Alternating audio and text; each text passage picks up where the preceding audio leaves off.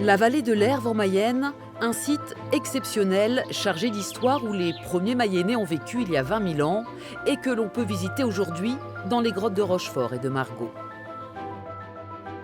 Faites attention à ne pas vous cogner surtout, et si quelqu'un a du mal à monter, il me prévient et je viens l'aider. Ok? Suivez-moi. C'est sous ces roches calcaires, à plusieurs mètres sous terre, que les hommes préhistoriques ont laissé une trace de leur passage, des gravures d'animaux, le long des parois, ici, l'esquisse d'un cheval. Regardez.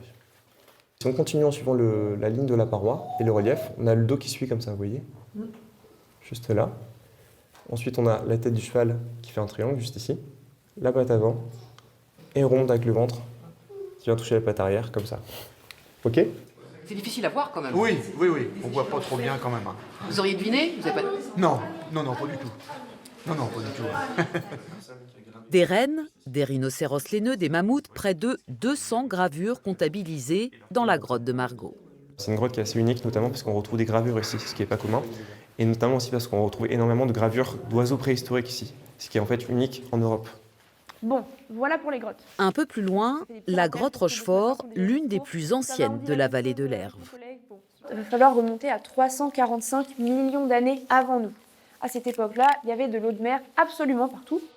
De l'eau qui, au fil des millénaires, a sculpté la roche pour laisser place à un décor presque lunaire, à plus de 15 mètres de profondeur dans le gouffre de Rochefort, de quoi donner le vertige.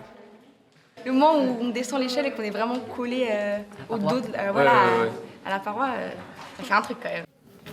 Un voyage sous terre sur les traces de nos ancêtres dans un site unique dans l'ouest de la France, avec en tout une vingtaine de grottes à visiter. C'est ce monde insoupçonné, souterrain, qu'on n'a pas l'impression qu'il puisse y avoir tout ça sous nos pieds quand on est au-dessus, quoi.